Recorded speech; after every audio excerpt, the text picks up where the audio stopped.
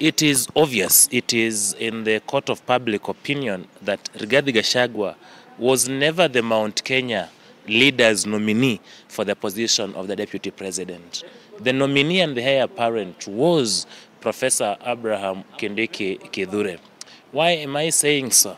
It is because William Ruto himself made a confession that leaders had a different opinion and the presidential candidate himself, William Ruto, had a different candidate. And William Ruto asked leaders to allow him pick a person that they would work with. He confessed recently that there was an agitation from a younger generation that he picks on either Kindiki Kithure or Ndindi Nyoro. But he chose to work with an old man, a man who will not give him trouble, a man who will not take him in a speed that is not defined. And that is how William Ruto appointed Rigathi Gachagua as his running mate. That tells you that Professor Abraham Kindiki Kithure has always been the leader's favorite, the mountain leader's favorite for the position of deputy president. However, we must note that things have changed. The Rigathi Gachagua we had in the run-up to the elections and the Rigathi Gachagua we have today are two different persons. Rigathi Gachagua, immediately he was elected into the office of the deputy president, morphed into a tribal kingpin, wiping emotions of Mount Kenya people, whipping the emotions of Kenyans of Mount Kenya origin, and saying that we have a 50% shareholding in this government and therefore the president must respect our wish. The president must give us the 50% share of our government and then the rest of Kenya can share the 50%. That particular rhetoric of shareholding and the 50% Mount Kenya shareholding greatly endeared Rigathi Gachagua to the people of Central Kenya. It is an open secret that Rigathi Gachagua is now the darling of the common man. In Mount Kenya is the darling of Kikuyu-speaking population in this country. This has also attracted hate and spite against Rigathi Gachagua from the rest of Kenyans who feel that they are not part of this shareholding, who feel that they have been excluded from the mainstream running of the company called Kenya Kwanza and the government of Kenya Kwanza. Therefore, this places Ruto in a very strategic position to replace Rigathi Gachagua in a national form, national image. Nationally, the president would have dealt with the issue of tribalism and he would have termed a tribal kingpin on the loose. Regionally, however, the president will have to suffer the consequences. Replacing Rigathi Gachagua with Abraham Kindiki Kithure is committing political suicide in Kenyan politics. Remember, the mountain is also divided. The mountain has its own stages. Kindiki Kithure comes from Mount Kenya East. The mainstream mountain, the Kikuyu-speaking mountain, will have little regard and little time for Professor Abraham Kindiki Kithure because he's not one of their own. And the mountain has had attraction, inspiration from their own mainstream Kikuyu-speaking people.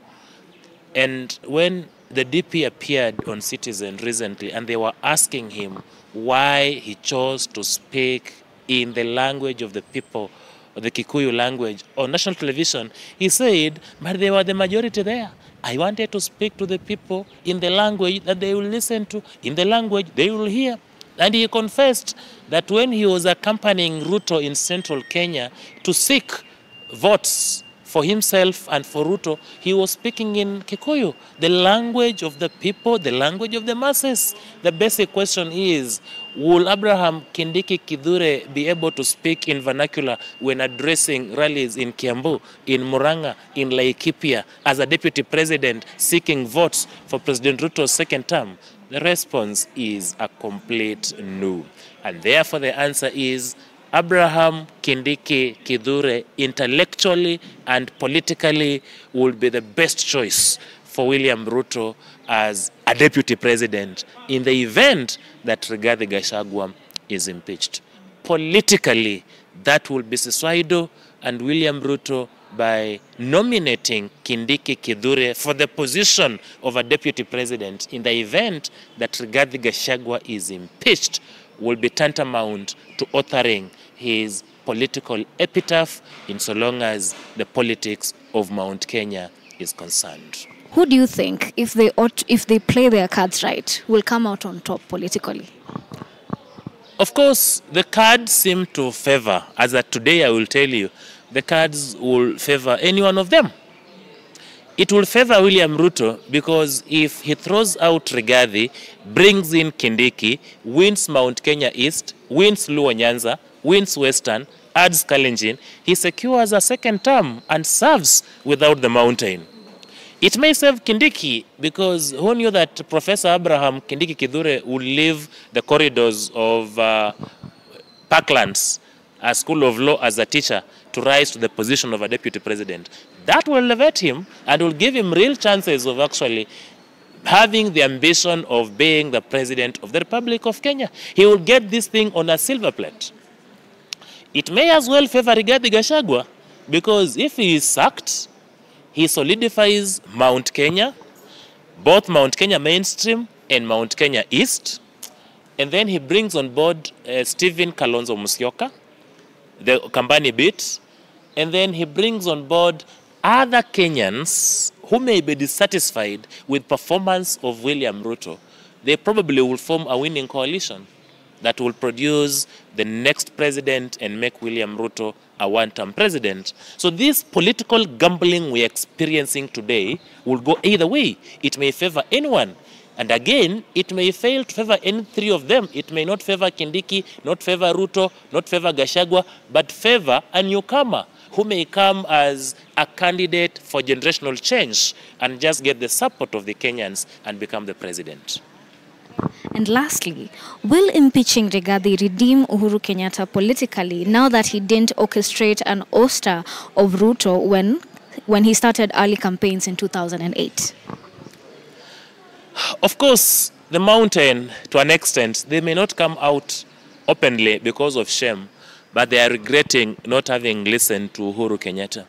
And I remember that in one of the rallies that Uhuru Kenyatta addressed the mountain, when he was asking them to support Raila Odinga, he mentioned in Kiswahili, and Taifa Leo captured it aptly when Uhuru Kenyatta said, "Mutanikumbuka." And today, it is true that the mountain is remembering Uhuru Kenyatta for every moment, every time he spoke to them regarding the presidency of William Ruto, regarding the viability of Raila Amolo Odinga. And therefore, if Rigathi Gachagua is impeached, the hero that comes out here is Uhuru Kenyatta. He will laugh at the mountain and tell them, I told you, I told you, I told you. You never listened to me. It has happened to me. When William was doing what Rigathi was doing to me, I never orchestrated his impeachment. I was tolerant. And even the general population of Kenyans, the world will look at Uhuru Kenyatta as a more tolerant man because, in my own opinion, politically, William Ruto was more lethal to Uhuru Kenyatta than Rigathi Gachagua is to William Ruto today. So if Uhuru Kenyatta tolerated William Ruto to the end, it's only logical that William Ruto tolerates Rigathi Gachagua to the end. Uhuru Kenyatta will come out as a superhero in this struggle, will come out as a statesman, will come out as a gentleman, and he'll come out as a truthful man.